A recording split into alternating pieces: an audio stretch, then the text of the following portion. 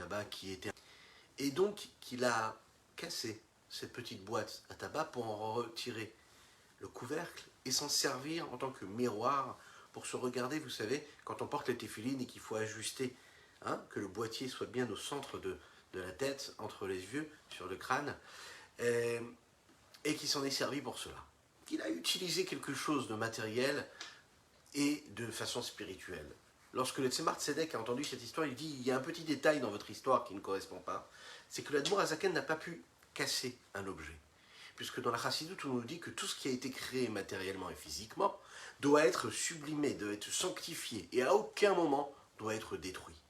Il doit être, bien sûr, sanctifié, élevé. Le matériel, ça devient du spirituel.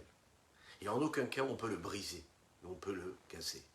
Donc le petit détail, le Tzemar Tzedek, le petit-fils du Admour Hazaken de dire, c'est qu'il a retiré le petit fil de cette boîte à tabac qui faisait tenir le couvercle, et il s'en est servi comme petit miroir. Petite histoire qui pourrait paraître insignifiante, mais qui résume en réalité tout ce que c'est la vie matérielle d'un juif, la vie physique de chacune et chacun d'entre nous. On doit vivre avec ce monde-là qui nous entoure et le transformer, et en faire un réceptacle, et en faire un outil, un moyen qui nous permet de nous élever, de nous sanctifier un petit peu plus encore tous les jours. Boker Tov les Koulam, bonjour à toutes et à tous, je suis infiniment heureux de vous retrouver en cette magnifique matinée que Dieu nous offre sur la terre. J'espère que vous allez bien. Je vous invite à partager, à liker et commenter cette publication. On va commencer dans quelques secondes. Aujourd'hui, c'est le Ta'anit Esther. Nous jeûnons pour se souvenir de ce que les béné Israël, que le peuple juif a fait à cette période-là de Hanouka. Oui, parce que vous savez que entre ce soir et demain, c'est la fête de Hanouka, de Purim, mais qu'est-ce que c'est ça? Purim. Et précisément à Purim, on a l'habitude de jeûner. Vous savez pourquoi? Eh bien parce que nos maîtres nous disent, dans le Shulchan Aruch, qu'en fait, les béné Israël, ce jour-là, ils ont combattu. A priori, ils allaient gagner cette guerre-là. Il y a eu le miracle de Purim. Mais ils ont jeûné. Ils ont jeûné pourquoi? Pour demander la miséricorde d'Akadosh Baruch Hu, de Dieu. Donc nous aussi, nous jeûnons aujourd'hui. Et donc, après ces quelques notes de Nigun, nous allons demander la miséricorde d'Akadosh Baruch Hu en développant ce Tanya du jour.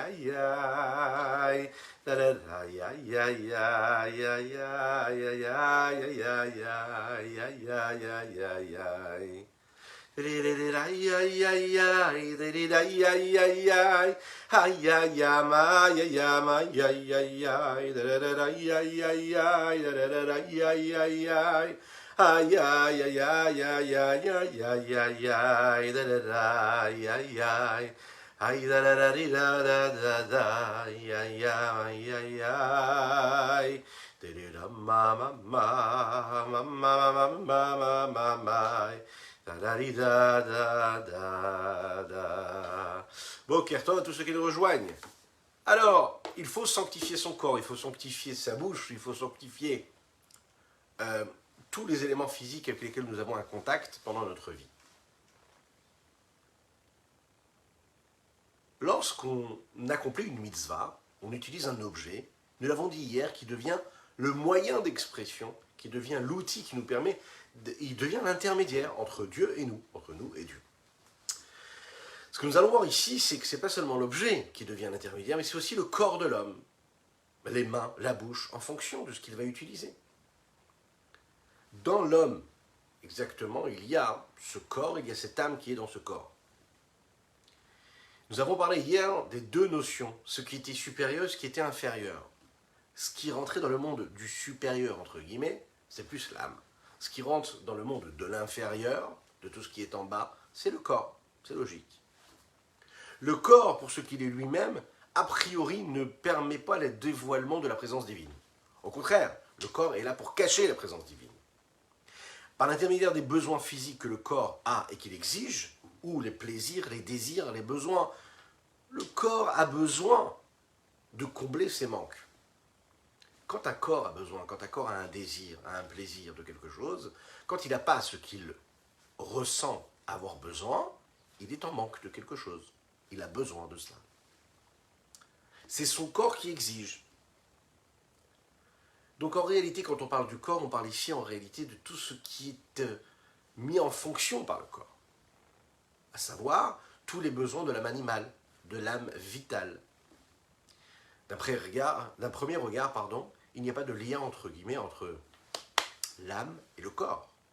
Au contraire, il y a un véritable conflit qui est, on va dire même un conflit qui est extrême, entre l'âme qui, elle, le tire vers un côté, le côté du spirituel, et de l'autre côté, le corps qui tire d'un autre côté. Alors, oui, il y en a un qui concède parfois à l'autre. Il y en a parfois qui va se courber face à l'autre. En effet, il y en a un qui se soumet à l'autre. Mais il faut s'en rappeler, a priori, il n'y a aucun lien entre les deux. Ce sont bien deux forces contraires qui se disputent le même territoire. Mais puisque nous l'avons dit que le but de ce corps et de cette âme-là, le but de cette création du monde et de toutes les créatures qu'il y a dans ce monde, c'est de faire de ce monde-là un monde qui soit une demeure pour Dieu ici-bas. Donc on est obligé de dire que le but c'est quoi? C'est un but qui est divin. Donc quand la Neshama, elle est dans le corps, elle a une fonction. Elle ne doit pas seulement essayer de maîtriser le territoire, mais elle doit vivre avec le corps. C'est-à-dire qu'elle doit influencer le corps et faire en sorte que ce corps-là aussi, il devienne quelque chose de saint et de pur. Elle doit le sanctifier, elle doit le purifier, de telle façon à ce que la Neshama, en fait, elle associe le corps dans l'accomplissement de la volonté de Dieu, à travers l'étude de la Torah ou la pratique des mitzvot. Les mitzvot concrètes vont être faites et vécues par l'intermédiaire du corps, et de cette façon, le corps et l'âme animale sont en train de, elles aussi, dévoiler la volonté de Dieu. Et c'est donc pas la divine uniquement qui fait ce travail-là, mais c'est le corps et l'âme animale aussi qui va travailler. Ça correspond à ce que nous avons dit dans l'explication que vous avez donnée aux paroles du Zohar, vous vous en souvenez? On a dit que la Shrina, la présence divine, elle doit résider sur le corps. Ouais. Et nous avions dit que le corps de l'homme, c'était cette petite mèche-là, qui est posée sur cette bougie, qui permet à cette flamme de continuer d'être là. Et nous avons dit que l'huile, sur laquelle était posée cette mèche-là, c'était les bonnes actions. Donc quand les bonnes actions sont là, et que l'huile est là, alors à ce moment-là, la flamme peut monter comme il faut. De la même manière qu'il y a, dans les objets qui ont été sanctifiés, comme nous l'avons dit hier, il y a une expression halachique à cela. À savoir que, par exemple, un objet qui a été utilisé pour la sainteté, on doit l'enterrer, on doit faire ce que nous appelons la gniza, c'est-à-dire enterrer en terre, que ce soit des tefilines, un parchemin, ou des écrits, des livres de Torah, etc. La Torah nous oblige aussi à avoir un rapport très particulier avec le corps. Le corps de l'homme, lorsqu'il termine d'être vivant jusqu'à 120 ans ici-bas sur Terre en bonne santé, et qu'il finit ce qu'il a à faire ici-bas sur Terre, et qu'il va remonter chez Akadosh Baruch Hu, donc la Neshama, l'âme, quitte le corps, mais le corps, lui, reste là. Et qu'est-ce qui se passe avec le corps? On doit le rester, on doit avoir un rapport très kadosh, très saint. On ne le méprise pas du tout.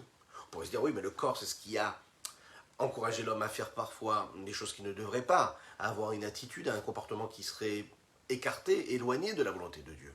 On pourrait se dire que le corps, justement, il s'est battu toute sa vie avec son âme divine, et qu'il ne l'a pas laissé faire tout ce qu'il avait à faire, qu'il a été l'outil de la Vera, ou toutes sortes de choses comme ça. On ne dit pas du tout, pas du tout. Le corps, tu dois le respecter. Et le corps, tu dois l'enterrer comme ce parchemin sur lequel est écrit quelque chose de kadosh, de saint. De façon honorable, et avec une façon très très... Et c'est à l'inverse de plein d'autres cultures. Vous savez, il y a des cultures où là, on ne va pas respecter du tout le corps. Alors, pourquoi est-ce qu'il faut l'enterrer? Pourquoi est-ce que, a priori, c'est un morceau de chair, il n'y a rien a priori, il n'y a plus de vie, et à tel point que le corps peut même rendre impur en réalité, pourquoi est-ce qu'on a besoin de lui donner toute cette importance? Alors, il y a plusieurs raisons à ça, écoutez bien cela. Une des raisons, c'est le sujet que nous avons abordé hier, avant-hier, la Triat Amitim, la résurrection des morts. Mashiach arrive, Bezrat Hashem, très rapidement, et puis tous nos êtres chers vont revivre.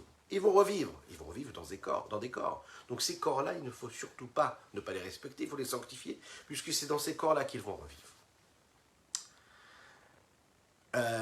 Deuxième chose, il faut savoir que ces corps-là qui ont pu servir à des choses négatives, ils ont aussi été l'outil et le moyen d'expression et de matérialisation de la volonté de Dieu. Donc à ce moment-là, ils ont été sanctifiés. Comme il est dit comme ça dans le texte que Poshé Israël Meleim et Mitzvot Karimon, même celui qui faute, même celui qui est a priori très écarté, très éloigné de la volonté de Dieu, il est quand même considéré comme une grenade remplie de petites graines de mitzvot. Donc la Gdusha, la sainteté de Dieu, elle s'est incrustée et elle imprègne le corps de chacune et de chacun. Donc c'est considéré comme un outil qui a servi à la sainteté, donc on lui doit beaucoup de respect. Regardons dans les mots ce que le Rabbi Shlomo Zalman nous dit ici. Que ce soit dans l'argent, que ce soit dans la nourriture, il y a par exemple, vous savez, de l'argent qui est cachère, sans entrer dans les détails. Quelqu'un qui utilise l'argent cachère, ça veut dire qu'il va travailler de manière noble et honnête. Donc cet argent qu'il va gagner, c'est un argent qui est cachère. Comme la nourriture, il peut y avoir une nourriture qui est cachère, une nourriture qui n'est pas cachère. Maintenant, de l'argent qui est cachère, c'est-à-dire qui a été gagné comme il se doit selon les lois de la Torah, il n'est pas obligatoirement un argent qui sera lui kadosh, qui sera saint. Mais c'est un argent qu'on aura droit, c'est l'argent qu'on aura droit d'utiliser, de profiter. C'est la raison pour laquelle on pourra même faire une mitzvah avec cet argent-là, parce qu'il est caché. D'un autre côté, une personne qui vole, que Dieu nous en préserve, et qui gagne de l'argent en faisant ce vol-là, on n'a pas le droit d'en profiter de cet argent-là. Encore moins de faire une mitzvah avec, et on ne peut même pas l'imaginer, le sanctifier et l'élever, puisque c'est de l'argent qui n'est pas honnête. De cette façon-là, on peut comprendre comment est-ce que la halakha, la loi juive, elle fixe des choses et elle nous dit comme ça. Que si la Torah te dit que ça c'est permis ou ça c'est interdit, c'est de cette façon-là que tu fixes et que tu donnes une essence à cet élément-là. Si c'est permis, alors il y a une forme de réparation et il y a une forme de bonification et de sanctification qui va être possible, parce qu'à la base, c'est un réceptacle qui est propre. Tu vas pouvoir l'élever, tu vas pouvoir le sanctifier. Si maintenant, pour quelque raison que ce soit, c'est pas considéré comme de l'argent propre, de l'argent qui est caché, alors à ce moment-là, tu ne pourras pas le sanctifier. Donc l'essence même de cet objet pourra évoluer en fonction de ce que la Torah va en dire. Ve'arshav, et maintenant, quand on fait une mitzvah, quand il accomplit la volonté de Dieu et sa volonté et ses mitzvot, ses recommandations, la vitalité qu'il y a en eux, eh bien, s'élève et se laisse complètement élever et consumer et complètement pris dans la lumière de l'infini du Saint béni soit-il. Pourquoi? Parce que c'est la volonté de Dieu qui est habillée, cet objet-là, qui lui, a priori, est arrangé du côté de la klipat noga, c'est-à-dire il est permis, il est caché, il est permis, c'est de l'argent qui a été gagné de manière propre, mais tu as la possibilité de l'utiliser ou pour le bien ou pour le mal, donc c'est noga, c'est neutre, ok. Quand tu vas faire cette mitzvah-là, et que tu vas le libérer parce qu'il est moutard, il est permis, moutard melachon, léatir, c'est-à-dire que tu peux délier quelque part cet objet-là et le libérer de cet enfermement dans lequel il aurait pu être, et tu peux l'élever au rang de la sainteté. Tu le libères en faisant cette mitzvah-là, en utilisant la vitalité et le potentiel de vitalité qu'il y a dedans. Tu libères la gdusha, la sainteté qui était cachée, comme qu'il y a dans chaque chose, dans chaque élément, puisque c'est une vitalité divine. Tu la fais sortir du domaine de la clipa, de l'écorce, et tu l'élèves vers sa racine, vers sa source première, qui est une source de gdusha, de sainteté, afin qu'il puisse s'attacher et s'inclure dans son essence même, qui est l'essence de la gdusha, la lumière de l'infini du Saint béni soit-il. La vitalité qu'il y a en eux, elle monte. Le Rav Adin Ben Israël ici nous fait remarquer qu'ici, c'est pas l'objet qui s'élève, mais c'est la vitalité qu'il y a dans l'objet qui va s'élever et qui va le transformer en quelque chose de saint. L'argent elle-même, par exemple, qui va être donné à la tzedaka, à la charité, c'est pas l'argent qui s'est transformé qui est devenu kadosh. Ce qui change, c'est le potentiel de vitalité qui a été investi. L'énergie de sainteté qui s'est posée sur cet argent-là, qui maintenant se libère et qui monte vers la Gdusha, c'est ça qui s'élève et qui se sanctifie. Le hétrog, qui a été utilisé pour faire la mitzvah du loulav pendant la fête de Sukkot, a priori, il est comme tous les autres fruits de cet arbre-là. Si on regarde un petit peu au niveau chimique et botanique, Il est le même que les autres. Il est le même avant d'avoir été utilisé pour faire une mitzvah avec, et le même après avoir été utilisé pour faire la mitzvah. Il y a seulement le potentiel de vie et d'énergie qui s'y trouvait au moment où j'ai fait la mitzvah, qui a été sanctifié, élevé, et été élevé au rang de la Kedusha, de la sainteté, de la volonté divine. Mais achar shein sham bechinat ester panim klal de'astorid barer, puisque dans la volonté divine qui s'habille dans cette mitzvah, il n'y a plus de voile, puisque c'est la volonté de Dieu, que ce soit en bas comme en haut. Qu'est-ce que cela veut dire? Bien que l'homme soit lui et ne puisse pas comprendre dans l'impossibilité, il ne puisse pas comprendre comment est-ce que la volonté divine transparaît cette vitalité qu'il y a dans cet objet ou dans ce fruit-là que je vais utiliser pour la mitzvah, dans ce étrog, ou bien dans cet argent-là que je vais donner à la tzedaka. Dans son essence et dans son intériorité, il peut avoir un rapport réel avec la mitzvah. Parce que la mitzvah, c'est l'expression même de la volonté divine. Dans son existence, cette expression-là, elle, bien qu'elle soit habillée dans des façons d'être, des façons dans une composition physique et matérielle, eh bien, il ne se voile pas, comme on pourrait l'imaginer, mais il se dévoile au moment où on va l'utiliser comme il faut. La même chose ici, il dit dans chaque action que nous faisons, il y a deux ingrédients qui le constituent. C'est quoi? Il y a l'objet même avec lequel nous faisons la mitzvah, et il y a l'homme qui fait la mitzvah. Il y a les mitzvot qui sont faits même par le corps de l'homme. Hein, ça on le sait aussi. C'est le corps de l'homme lui-même qui devient l'objet de la mitzvah. Mais ça on verra juste après. Juste avant, on nous a expliqué comment est-ce que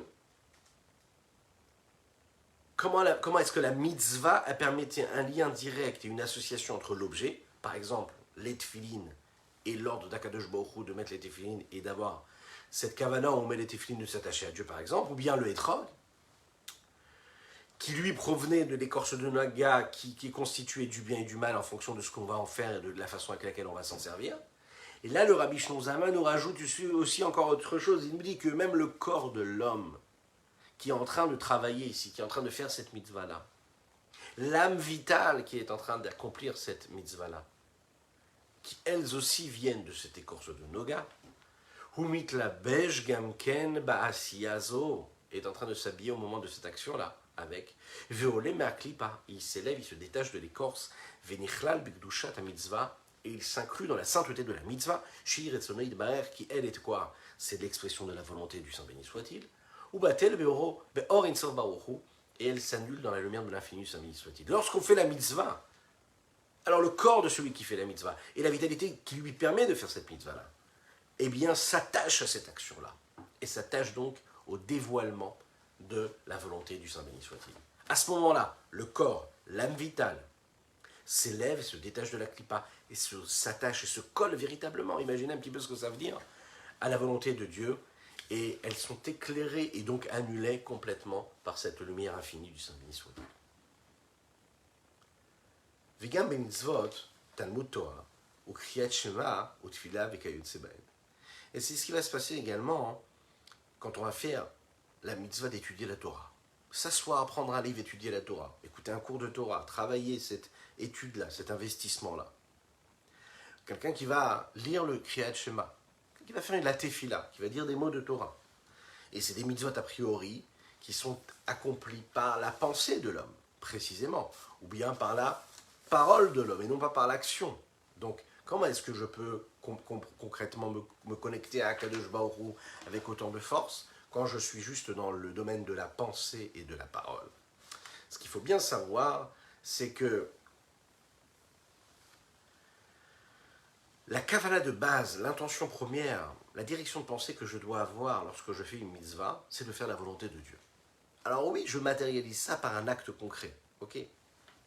Maintenant, si je dis des mots de Torah et que j'ai réussi au moment où je dis ce mot de Torah à penser à Dieu, eh bien je m'élève de la même manière si je pense bien à Dieu, c'est-à-dire que je pense vraiment à m'inclure dans la volonté de Dieu, à m'élever, à me sanctifier à travers cette pensée que j'ai eue.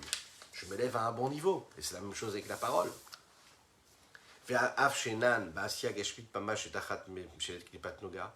Et bien que elles ne sont pas vécues dans une action concrète et matérialisée, sous la gouvernance et sous la coupe, si l'on pourrait dire, de l'écorce de Noga qui, elle, est constituée du bien et du mal. Pourquoi? Parce que l'objet qui est utilisé dans cette mitzvah, l'objet que j'utilise pour faire cette mitzvah, ou bien les paroles de Torah que j'étudie, ou bien les mots de Torah que je suis en train de prononcer ou de Tefila, ils ne viennent pas du monde de l'action véritablement. Ils viennent de parce qu'ils sont déjà une parole de sainteté, parce qu'ils ont été matérialisés par quelque chose de concret qui est palpable. Mikol Makom, tout de même, il faut savoir. Hakai Malan, quelque chose que l'on sait. Des Ir-Ur Lav Kediburdami. Le fait de penser, ça n'est pas parler. Ça ne correspond pas du tout à la même chose. On sait très bien que dans ces mitzvot, par exemple, le fait d'étudier la Torah ou de faire la Tefila, il faut prononcer les mots. Veno Yotse de Chovato Hachi Bisfatav, comme il est dit dans le Talmud, dans le Shulchan Aruch, dans toutes les halachot du Admorazaken également, que ça ne suffit pas de penser. On peut s'acquitter de la mitzvah de faire la tefila ou d'étudier la Torah uniquement en prononçant les mots. D'accord? Il ne suffit pas juste d'y penser. Il faut lire le texte. Il faut lire, il faut entendre ce que nous disons. Vekai Malan, c'est quelque chose qui est reçu, que nous savons et que nous transmettons également. Da'akimat sefatav ave maase. Le fait de bouger les lèvres, c'est déjà une action. Donc peut-être que je n'ai pas un étrog dans la main, peut-être que je n'ai pas des téphilines dans la main lorsque j'étudie la Torah ou que je fais la tefila. Mais lorsque je bouge mes lèvres et je prononce les mots de Torah ou de tefila, à ce moment-là, j'ai matérialisé ce lien avec Dieu en bougeant les lèvres. Donc c'est quelque chose qui existe. Dans les pensées et dans les paroles, il y a une façon d'exprimer et de matérialiser cette présence divine et cette connexion à Dieu. Bien sûr, on ne peut pas se rendre quitte des autres mitzvot de cette façon-là. Parce que toutes les autres mitzvot, elles doivent être accomplies à travers des actes concrets, des agissements.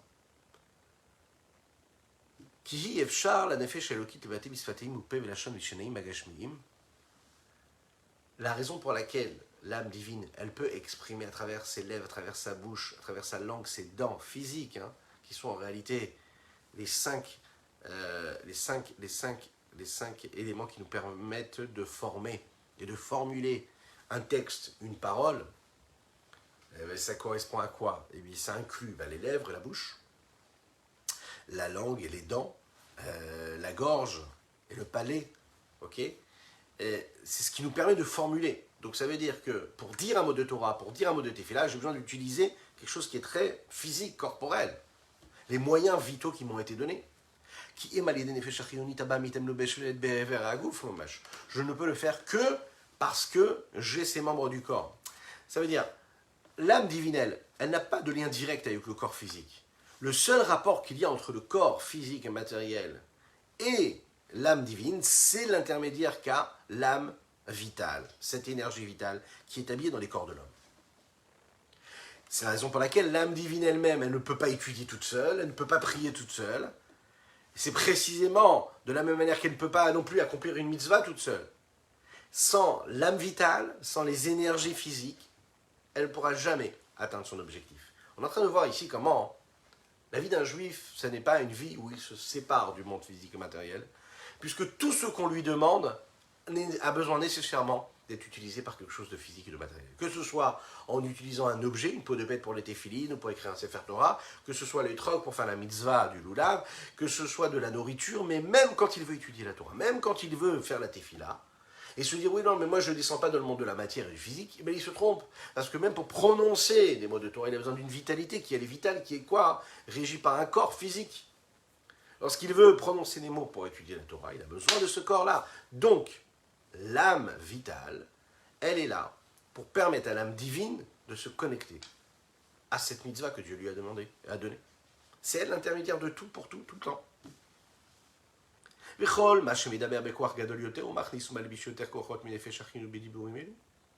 Et plus l'homme utilise de la vitalité quand il va étudier la Torah et la Tefila, plus spirituel.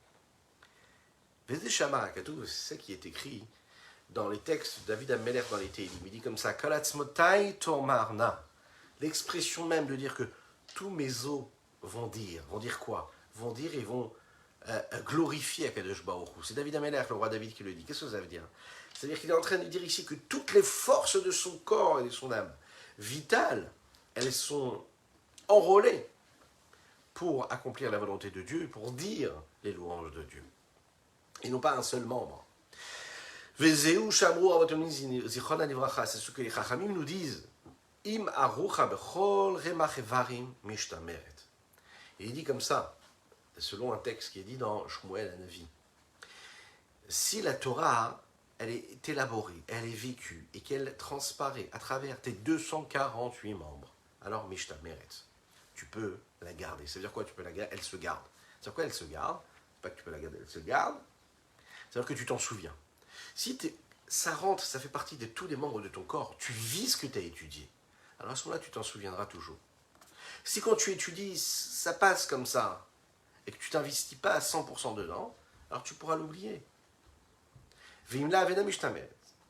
Plus ton lien avec cet élément de sainteté que tu es en train de prononcer est profond, c'est-à-dire non pas seulement les forces de l'âme, mais aussi les forces du corps, tu crées un lien, un ancrage sensoriel, émotionnel, intellectuel, réel, physique avec ce que tu es en train d'étudier, alors à ce moment-là, tu t'en souviendras toujours. Ça veut dire que plus tu t'investis, plus tu vas te souvenir de quelque chose. Ici, le Admor HaZaken est en train de nous donner quelque chose de très particulier.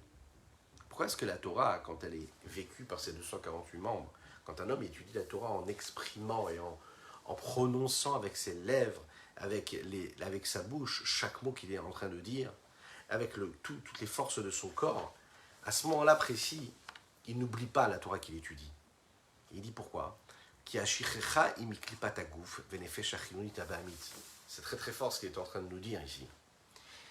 L'oubli, ça fait partie de l'écorce du corps et ça fait partie de l'âme animale et vitale de l'homme.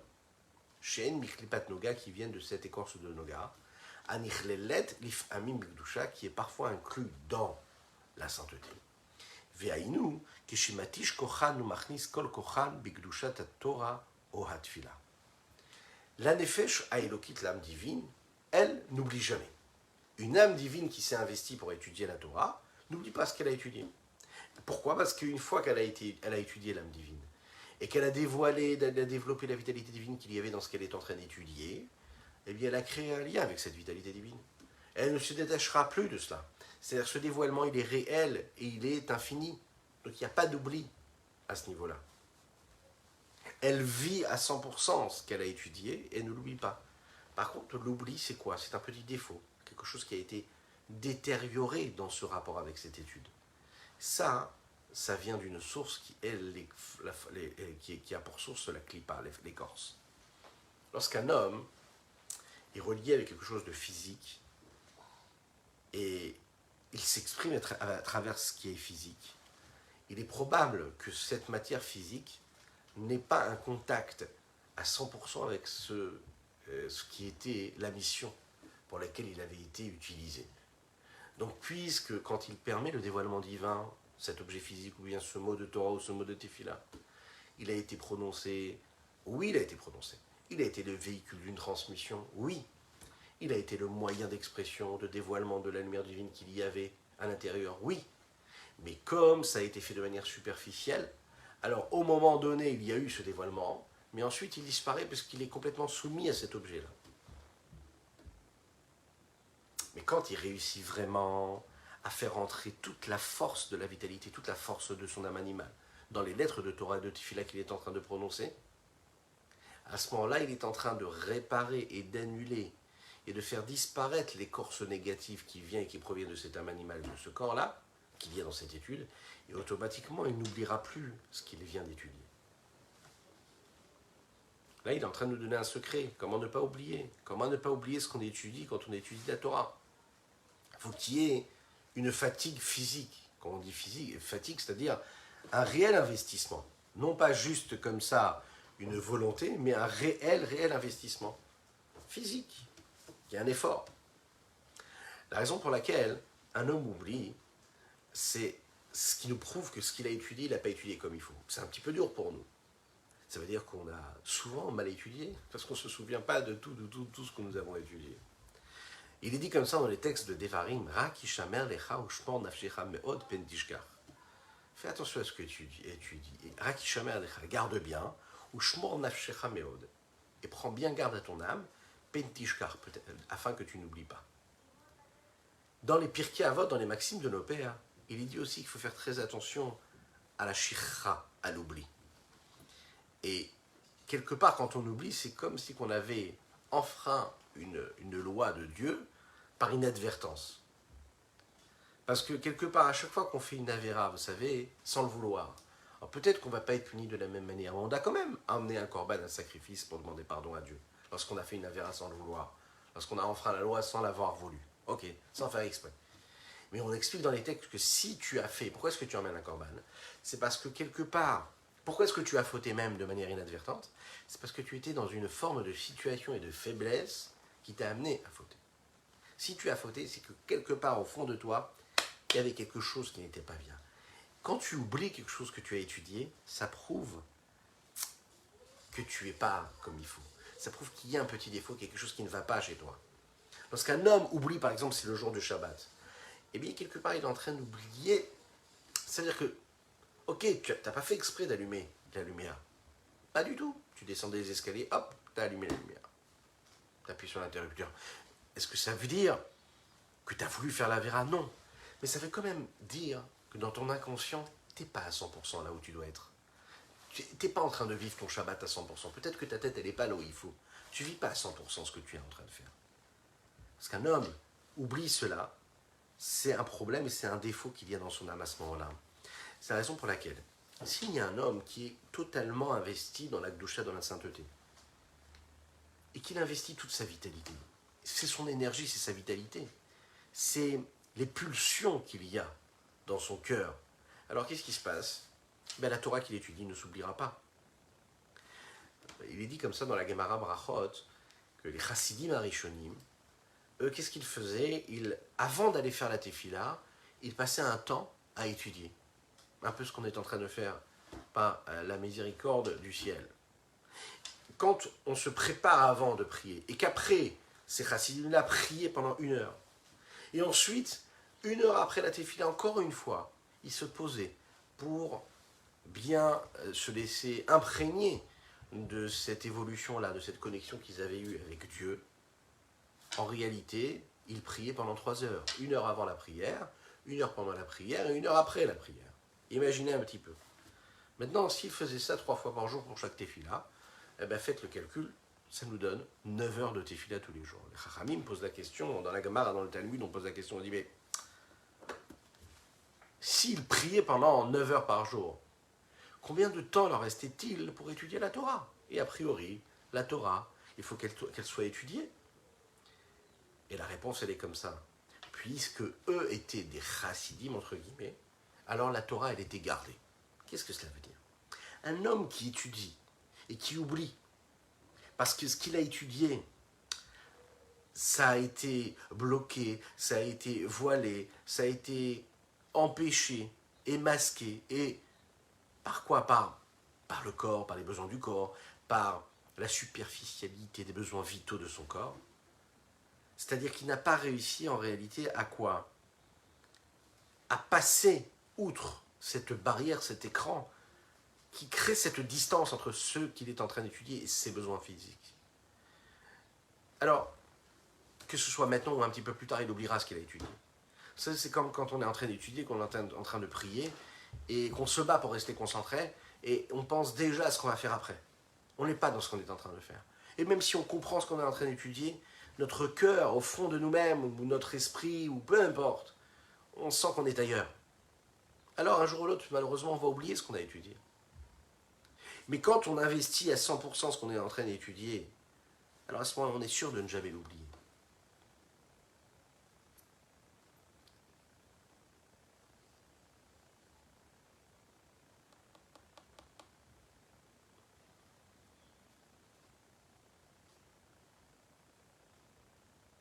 C'est l'histoire d'un homme qui est parti voir, qui est en train de parler avec un de ses chassidim qui était un très très grand érudit, Et il lui a demandé comme ça, il lui a dit, regardez, il a demandé à son maître, il lui a dit, voilà, j'ai étudié la Gemara il y a quelques jours, et je sais que ce que j'ai étudié m'a permis d'arriver à telle et telle conclusion, et cette conclusion, je la détiens, je sais que j'ai raison, puisque je l'ai étudié quelques jours, et c'est encore clair dans ma tête. Le tzaddik qui était en face, il lui a dit, regarde, moi j'ai pas regardé cette Gemara-là, ça fait déjà 15 ans que je ne l'ai pas étudiée, mais je pense que mon avis est vrai, et je pense que c'est contraire à ce que tu viens d'étudier, toi. Le lamdan, celui qui était un apprenti, qui était quelqu'un de très très érudit, qui étudiait toute la journée, qui venait d'étudier ce sujet-là, était surpris. Il dit, voilà, c'est clair dans ma tête, je sais ce que je dis. Il a demandé au rabbi, comment est-ce que vous pouvez dire une chose pareille? Le rabbi lui a répondu comme ça, il lui a dit, est-ce que tu te souviens de ton mariage? Et il a répondu, il lui a dit, mais bien sûr je me souviens de mariage. Est-ce que tu te souviens de la personne qui t'a accompagné sous la roupa? Est-ce que tu te souviens de l'ambiance qu'il y avait, de la façon avec laquelle ta femme était habillée? Oui, bien sûr, je me rappelle de tous ces détails, c'est normal, c'est mon mariage. Alors le rabbi lui répond et lui dit, ben écoute, pour moi, à chaque fois que j'étudie la Torah, c'est un jour de mariage pour moi. Quand j'étudie la Torah, je suis dans une telle joie que je me souviens de chaque petit détail, c'est-à-dire que ça rentre en moi, dans mes 248 membres. Donc toutes les parties de mon corps pourront à ce moment-là se rappeler. C'est pas quelque chose de superficiel, ça fait partie de ce que je suis. Ça demande un travail phénoménal, ça exige énormément de travail, énormément d'investissement. C'est ce qu'on va demander à Kadesh Baruch Hu, de faire en sorte qu'on puisse étudier toujours, d'utiliser toutes les énergies qu'il y a dans notre corps, dans notre esprit, dans notre âme, afin d'investir cette étude-là, afin que ça devienne ce que nous sommes, ça devienne notre chair, notre vitalité, que ça disparaisse jamais. Pourquoi? Tout simplement pas pour se souvenir des choses, pas pour se souvenir uniquement des belles choses, mais parce qu'on va les vivre. Et comment est-ce qu'on va les vivre? On va les vivre à travers la lumière qu'on va développer, qu'on va dévoiler de la présence divine, puisque c'est notre but à nous. C'est ce qui nous permettra, Be'ezrat Hashem, de vivre notre prochaine fête de Purim, de ce soir et de demain, Be'ezrat Hashem, avec Mashiach, la venue de Mashiach. N'oubliez pas de donner la tzedaka aujourd'hui, c'est important, de donner le machatzit à shekel. Il y a différentes façons de le faire, n'hésitez pas, vous avez les liens pour le faire, mais rappelez-vous qu'il y a différentes coutumes, mais une des coutumes que nous avons, par exemple chez les Lubavitch, c'est de donner 3 pièces. Là, si vous êtes aux États-Unis, donc ce sera 3 fois demi-dollar, hein, 3 demi-dollars. Si vous êtes en France, c'est 3 pièces de 50 centimes d'euros pour chaque personne de la famille, c'est important. Puis si vous êtes en Israël, 3 demi-shekel, hati shekel, voilà, machatzit à shekel. Après, il y a d'autres coutumes, il y en a qui donnent la valeur en fonction de l'argent, chacun fait comme il a l'habitude. Je vous souhaite une belle journée. Rappelez-vous que les mitzvot du jour, c'est quoi? Be'ezrat Hashem, on se le rappelle pour ce soir, donc aujourd'hui on jeûne. Ce soir, on écoute la Megillah, et après la Megillah, c'est important de faire une belle fête à la maison, d'allumer les bougies, déjà dès ce soir, pas seulement pour le Mishté de demain, déjà dès ce soir, faire une belle fête. Une belle table, hein, c'est écrit comme ça dans le Shulchan Aruch, mettre une belle nappe blanche dans la salle à manger, afin que la famille puisse s'imprégner de cette joie-là. On s'habille avec des beaux habits de Shabbat pour aller à la synagogue, pour écouter la Megillah. Tout le monde doit écouter la Megillah, les femmes, les enfants, hein, faites comme il faut la mitzvah. Et puis, Be'ezrat Hashem demain, Matanot Evionim, donner de l'argent aux pauvres, envoyer Mishloach Manot, des cadeaux, et bien sûr faire un beau festin. Que Dieu vous bénisse et qu'il vous protège, et qu'on se retrouve avec la reconstruction du temple, le Beth Amikdash. Sur l'esplanade du Beth Amikdash, vous imaginez à Yerushalayim, avec Mashiach Tzidkenu, avec Mordechai Tzadik, avec Esther Amalka. À très bientôt.